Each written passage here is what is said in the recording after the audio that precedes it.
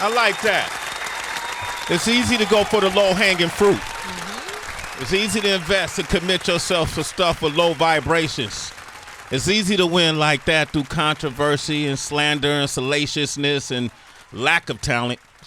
But you got a lot of marketing and branding behind you. It's easy to do that. You can make up anything and become who you are. That's not what he did. That's not what he did as we celebrate anniversaries for certain albums. When this man first came out, I remember it like it was yesterday, Tracy G. Talk about it. Paint the picture. Rob Markman. Salute to Rob Markman from Genius. Yes, Give that man a round of applause. He was on the quest. He said, Swiggity, we do a lot about rap. This one was MTV News, but I want to introduce you to something that's more than just rap. It's a hybrid of sorts. We're going to like it because we like rap, but what he does vocally and what he does sonically is unique. I said, Rob, prove it to me. He played me a song called Don't. I said, what the hell is this, Rob Markman? It's different. It's what it is. I said, what is this, Rob Markman? He said, it's Trapsoul. Rob, what is this, man? Tell me, what is it? He said, Sway, I'm going to tell you today. And mark my words, when you talk about him years from now, he goes by the name of Bryson Tiller, and he definitely has ushered in another vibration in the past 10 to 15, about past 10 years or so that we weren't privy to, and we've seen the fruits of his labor. We didn't get to talk to him early on, but he talking now, citizens. He's out and about. Give it up for the one and only Bryson Tiller. Hey! Come on. He's talking now, Bryson. Welcome. Talking now, man. Great. Bro, that's really how I got to know him. You know Rob Markman. Yeah, of course. Right? He was a big supporter of your music early on. Yeah, he was. Yeah, I remember going to see you perform, and Rob was just taking me not that I had anything against you, but I heard a lot. And so it was like time to show and prove, and you definitely done that. Welcome to the show. It's our first time having him up here. Yeah, popping the sweet cherry. Bryson, you don't like beef, huh? Me? Yeah. Nah. Not really. Yeah. R&B. I didn't know that R&B dudes have been, well, one or two, but that's a big thing. Is the beef surface, or is more when you hear stuff, it's more behind the scenes with conversations you might hear? It's both, you know. I feel like there's a lot of it's like behind the scenes stuff that, you know, the regular people out there just wouldn't even know. And then there's the obvious stuff. Mm-hmm. Yeah. That shit kind of come with the business, though, right? Yeah. It's I've noticed that. I'll be remiss if I didn't bring this. I'm sitting there looking at Bryson Tiller, and I damn near got blinded in the eye. Let me see your grill, man. What is that? What the hell is that, man? Yeah, I gotta. Yeah. Yeah, what made you It's do that? that energy. How does that work, man? Can you chew with that? Like, do you eat? Nah. I definitely don't do that. Yeah, it's a pull-out grill. Just take it out. You know what I mean? And that's it, right? That's it. Simple. Okay, I'm not a grill guy, Bryson Tiller. We're going to get to know each other. I like your hoodie game. Trapsoul. You're from Louisville? Yeah. Louisville, Kentucky, right? Yep. What was your entryway into the music business? Into the music business. Don't was it, right? Yeah, that was my entry. But prior to that, what had you done? Prior to that, nothing really. Well, actually, I take that back. I did a mixtape called Killer Instinct, and at that time, I was just like rapping and singing over, you know, people's beats and whatnot. And then I like did a couple original songs. Local, well, I don't know if you can call him producer, but a label owner found out who I was, signed me, and you know, nothing really happened though when I was signing him. You know, it was just a whole lot of like, you need to make something a single, you need to make a single, you know what I mean? That type of stuff. I was still in Louisville. I didn't go nowhere, see nothing. But yeah, that's kind of really how it started for me. That ended up falling apart, and I was just chilling for a while. And then the first person I met in the industry was Timbaland through my brother Rich Gretel, and yeah, he made that call. It was but you know, Timbaland, he wasn't really interested in my music at that time. This was super early, like before Don't. That's the part I want to know about. What happened before Don't? Because Don't is the one that got you the call from Timbaland and told you to quit your job or something, like that, right? What did he tell you? Yeah. So what happened was, like I said, I was signed to that dude, and you know, I remember I I was working at UPS, and I actually stopped music for a little bit because I had my first daughter. Okay. And I was just like, yeah, I need to like get like focus on a real job. You know what I mean? So I went and got a job at UPS, and I was working at a moving company too. And you know, I just found myself like I don't know, I just didn't feel like music was that important no more, and I just didn't want to be like one of those dudes who was like trying to make it, and like I don't know, I just felt corny at that time. So I was just like, you know what, I'm gonna just focus on work and just live a regular life. And then I met my boy Rich, and he had took me to meet Timbaland. Like I said earlier, before Timbaland even knew anything about me, he probably didn't even like my music at all at that time. Sorry. And then after that, yeah, I remember getting a call.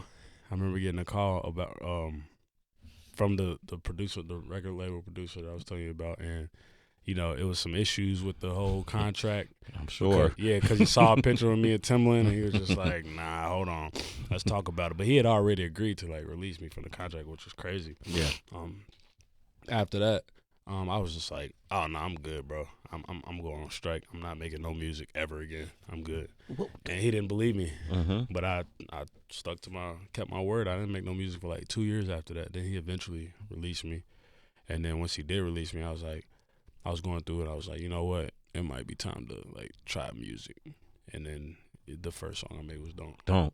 Shit, the story of Trapsoul. Damn it. That was a beautiful ass story. That's an origin story for you. Well, you know, man, it's a story of believing in yourself too, and knowing your value, and not putting yourself in a predicament. You had the wherewithal, you had the self-value enough, even though it sounds like you were going through a lot of shit at that time. You had the wherewithal to say, nah, you're not going to force me into this situation. I'm not going to make more music until you got it to where you needed it. During that time, that was a very murky time in the music business too. It was a lot of changing happening, streaming and the whole nine. Personally, where were you psychologically and mentally during these times? Because you just had a baby, right? Yeah. All right. And then the record label thing wasn't going well.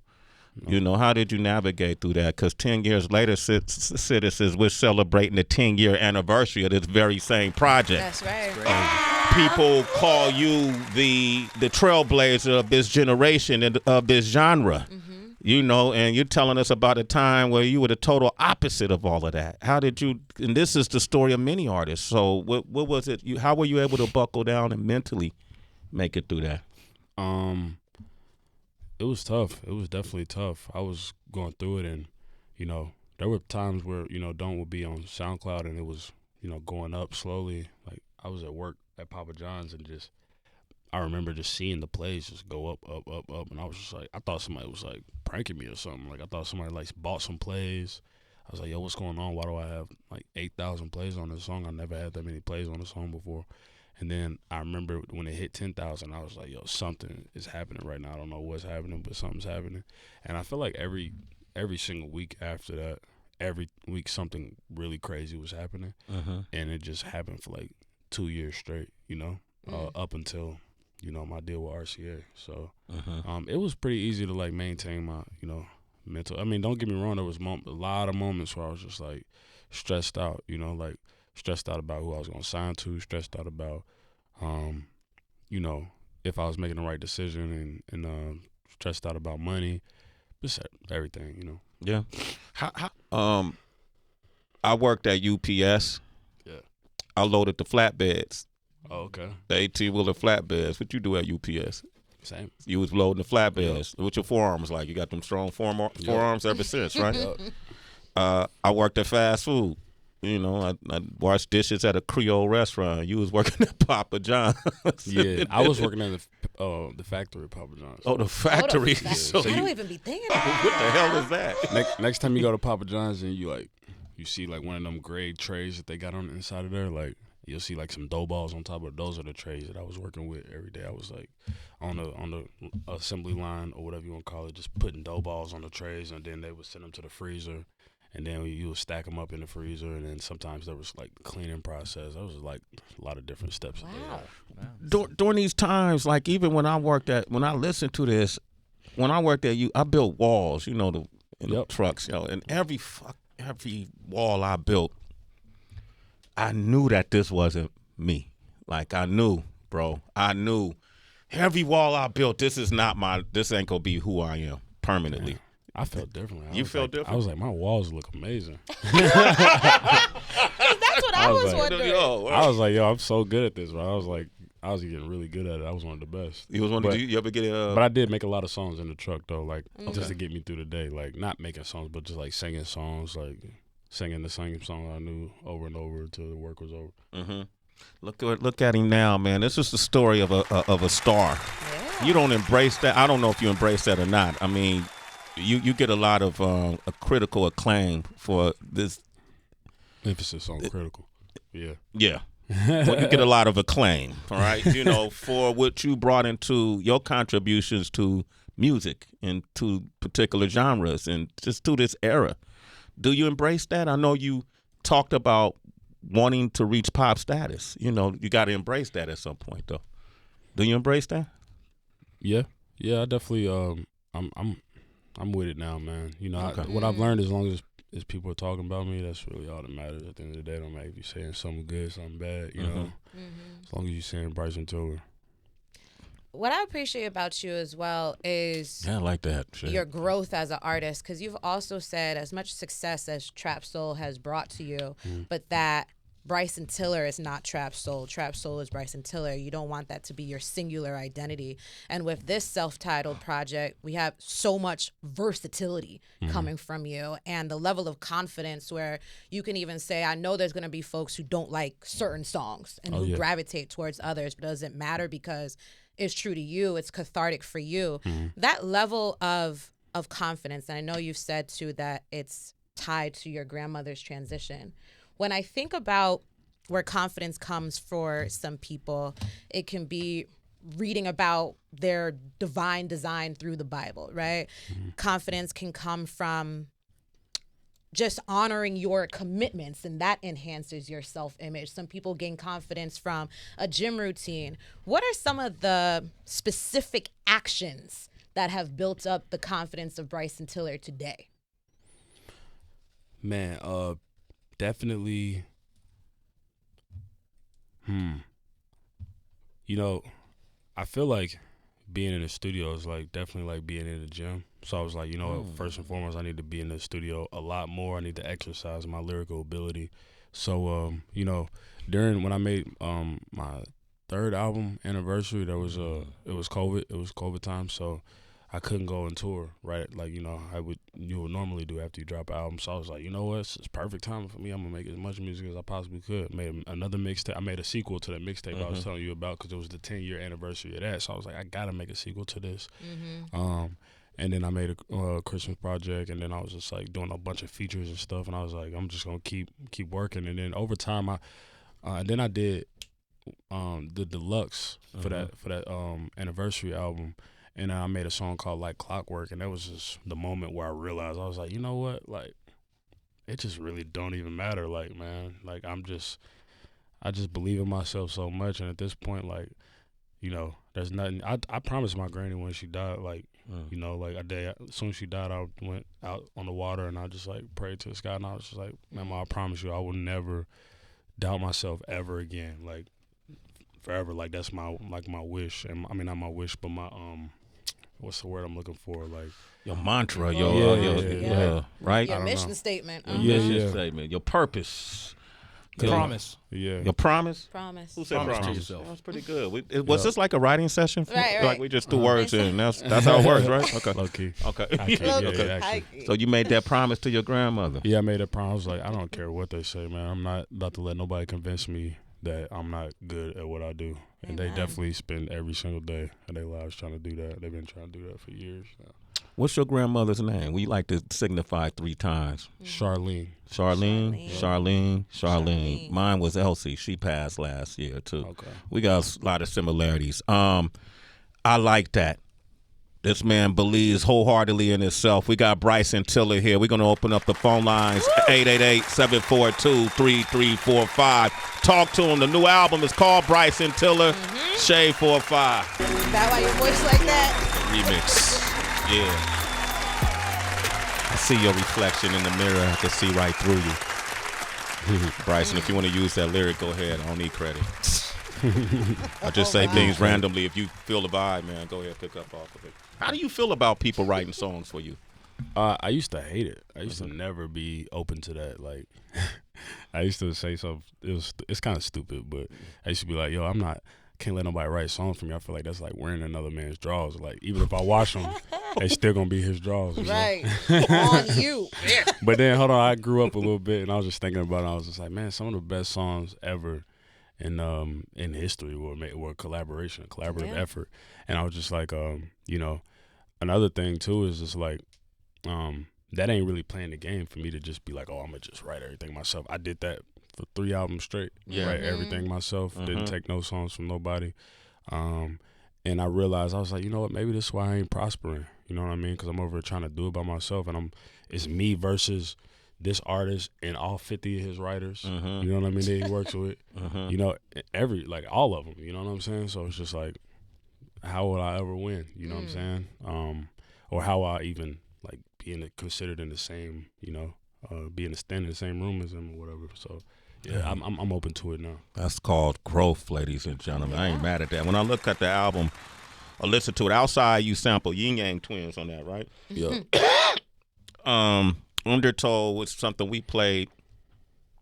That's more of a acoustic joint. Assume the position is kind of like playful rock and roll. You got all these different styles. I feel like is Chris Brown on one of those songs too? Writing, singing. Nope. It's just Victoria Monet. But the attention song, Chris ain't in the background? Nope. No? Nah. Oh, okay. All right. I don't know. I'm just hearing stuff, man.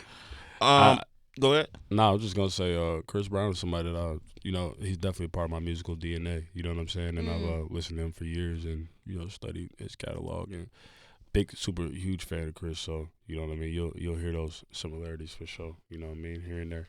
Okay, I love it, man. I'm gonna let Mike jump in, but I was listening to Jermaine Dupri speak recently, who is somebody. When I say his name, please round of applause, man. I have nothing but. Iconic. He's so important to this music business, this music culture in ways that I don't feel fully recognized. But he talked about the importance of an album. Is this about the album sales thing? I don't know about the album sales. Oh, okay. Cool. No. Just the importance of is the album sale thing derogatory?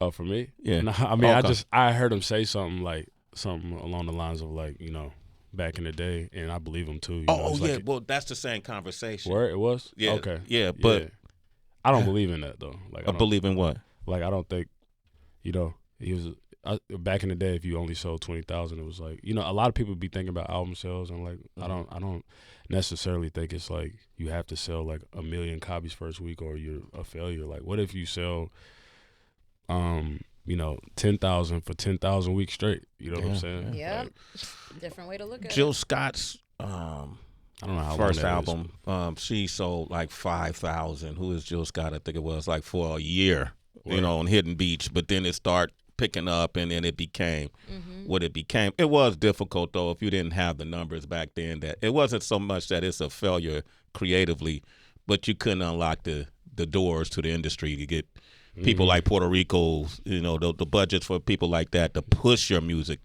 But I was going to go more to the making of an album as a full body of work. A lot of folks bypass that now. I'm just going to keep dropping singles. Do you think it's important to drop albums? Obviously, you drop albums. Yeah, definitely. I like to see how people can put a body of work together, you know? Like, I mean, I respect people who do it the other way, too, who don't really care. They just, like, as long as I get a couple, it's all that matters. But those people who like to, like, add different layers to their album, and they just think of it, like, in a creative way, like that, I respect them a lot. I respect the album artists out there. You respect the album artists. Mike Muse, you want to jump? If he was a singer, he would be an album artist. Mike Muse? Mike Muse. Yes. Me, yeah, absolutely would. The big album artist. Right? Go for it, Mike. I love concepts and themes and thesis. First of all, shout out to the American manufacturing conversation that we're just having. I love manufacturing. I love assembly lines, the whole idea of the dough. I love that. That's a bedrock of America. But I have a question for you. I was really stuck on the single Don't, and you telling the story about how when you were with the old label made the pressure to create the right single to go, and then you took some time off. What was it about Don't that you connected with in the writing and the singing process that you believe made it such a success to where you couldn't have success with your other label mate previously? I think the biggest thing was like I was like, I'm about to switch up my whole vibe. Like when I ended my hiatus, I was like, I gotta do something different because one, I'm bored with whatever I was doing before. I was like, I can't be too much of a singer. I can't be too much of a rapper. I'm gonna just try to like find the line in between, and that was how Don't came about. So I don't know. I just think that maybe that has a lot to do with it. Were you connecting with yourself more? Because the reason I'm asking that is because a lot of artists are looking for that one single that's going to change their life, right? It's going to take them away from that 9 to 5, be able to take care of their family, right? And so I'm wondering, did you start leaning into your own identity, your agency? Like, did you start connecting with the lyrics more? I don't know how this might sound, but like honestly, I just started connecting with God more. Like I was really having conversations with Him every single day. And just like, not just like, you know, sometimes you got your surface level prayers. You're like, yo, God, thank you for this. Thank you for that. Thank you for, you know, being here. You just like run through it or whatever. But like sometimes I would sit there and I would actually have conversations with Him for like 15 minutes at UPS, especially in them trucks all the time. You know, I was just sit there and have conversations with Him. And there was a moment where I hit rock bottom completely. And I was just like, I don't know what to do. And I was like crying on the floor. And on the carpet or whatever, just trying to figure out life. And I don't know, man, I can't even really take credit or think about my writing or being me. Like I gotta give it to God. You know, I read an article one time that said something like, you know, it takes a lot of pressure off artists to treat genius like it's not really in us, it's more something that like takes over us or something like that. So I was just like, I just think at that moment, genius, you know, decided to, you know, it chose me for a second. You know what I'm saying? And yeah. I like how you said genius chose me. That's a T-shirt. Yeah. And that helps with humility as well, because there's always going to be ups and downs, and that also allows you to give yourself grace if you do have a period where there is writer's block. Yeah. When that happens, do you have any rituals to get out of it, or do you just accept it? Walk away. That's my favorite ritual. Go like to the beach or something. Go like live some life. I always tell everybody when they ask me, like, how do I get over writer's block? Just like, don't even do it. Like, and there's some people that might disagree with that. But I feel like trying to sit in there and force it. It's just, it never come out right. And don't get me wrong, I done had some moments where I had writer's block and got a couple hits out of it. You know what I mean? But like, and if you in it for that, then, you know, by all means, I guess stay in the studio. But if like you really want to write something that's meaningful and you can't seem to do that in the studio, then I would just walk away and come back to it. Bryson Tiller, man, I can't believe he's sitting here. I'm just trying to act like it's cool and normal. The new album is called Bryson Tiller. Check it out. He got the Bryson Tiller tour in North America and in Canada. Tickets are available. We got people on the phone lines. Let's go to Florida. Yes, Shamel, what up, Shamel? Yo, Shamel. What up, y'all? You already know, man. What up, Had fam? to check in one time. Hey, I had to shout you out, man. We always are on the radio. Bryson Tiller, what up, man? What up? Just throwing you love for real. You already know. What up, man? How you doing? All is good. And, yo, one thing, I didn't have a real question, man, but the album and the body of work that you've been dropping, man, it's all the way fire. Yo, can you drop a Trapsoul 2 maybe? And whenever you ready, whenever you in the mode. I'm glad you asked this question. The answer is no. I would never ever make that album. Okay. You know, actually no, I take that back. I did make that album. It's called Anniversary. We just didn't call it Trapsoul 2. You know, it's just paying homage to the first album. You know, but you know, and also there's a lot of time references on that album. So if you listen to it, you know, there's, you know, people would tell me to go back in time, but there is no way to go back in time. I even brought some old songs from the Trapsoul hard drives that, you know, never made Trapsoul and put them on that album. It's still not going to make a Trapsoul 2. You know, no matter how hard we tried, that was an era and a time, and just everything was different. Like I was in a different space in life. It's not possible to make that album, but it's called Anniversary if you want to listen to a Trapsoul 2. Go check out that. I'm gonna check it out. All right. Hey, thank you, Shamel. You a citizen, brother. Sway in the morning. My man, Shamel. Ashanti, what's up, Ashanti? What up, Ashanti? Hi. Hey. Say what's up to Bryson Tiller. Hi. Oh my gosh, Bryson, I love you so much. I love you too. You got a question for him? I was going through a hard time. And when I heard that song, it really resonated with me. And I really appreciate some of the music that you put out, and basically how you were saying that it took confidence. I'm sorry, because I'm also doing Uber. Oh, you. Okay. That's real. That's real. Give her a round of applause. Ashanti doing Uber in, talking to Hard-working Bryson. woman. She's a multitasker. I respect it. Man. Yeah, I'm Aries. But I want to know if you're going to make a song or if you would consider collaborating with Victoria Monet. I really think that y'all would do very well together. We're gonna make more music for sure, but we have one together already. It's called Persuasion. You should check it out. I haven't heard it. She's an Aries. I haven't heard it. Well, I've been going through my own little thing, so I kind of fell off on my new music. But okay, I'm gonna listen to that because I really love her, and I feel like y'all complement each other. You're gonna love that track. It's a great Ashanti. track. Yeah, it's very unique. It's a banger. All right, Ashanti. Hey, thank you for tuning in to Sway in the Morning while you're in Uber. Yes. That's I like that. love that. That's raw right there. You're a super citizen. Let's Sway in the Morning. All right. Hey, man, you got a lot of people. The thing about you got men and women that like you. Yeah. Sometimes it's mostly men or mostly women. Yeah. You got a good variety, bro. Yeah, no, that's dope. Okay. All right. No, I really mean that too. It really is dope. Dope, I just, yeah, it's amazing. Yeah, man, I'm the same way, bro. He was. A lot of women, dog.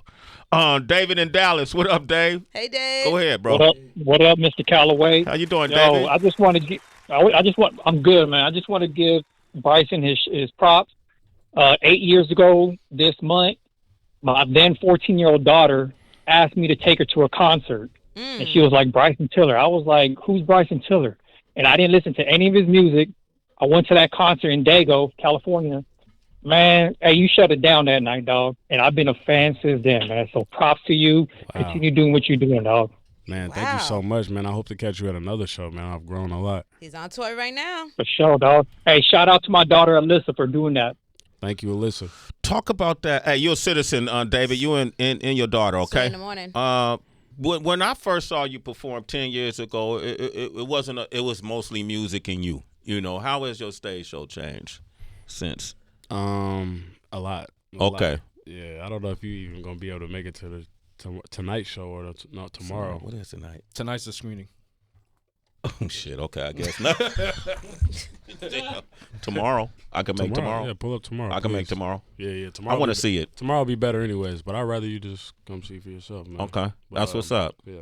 I want to see that. I will say that I'm a lot more comfortable. The biggest way that my show has changed is just because I realized that the people that are coming out to my shows like really rock with me. But like when I first started and made Trapsoul, and was on touring that album, I was nervous every single time, and as I should have been, because like I never performed before, but like it really felt like a talent show every time I went out there. Okay, and not like a professional. Like, right? Yeah, it just felt like people were just there to judge me to see if I was, good or not, And I was thinking about that every time I went on stage, and I was just, instead of going out there and being like, oh man, these people love me, it don't even matter. Like, yeah, that's how you are now, right?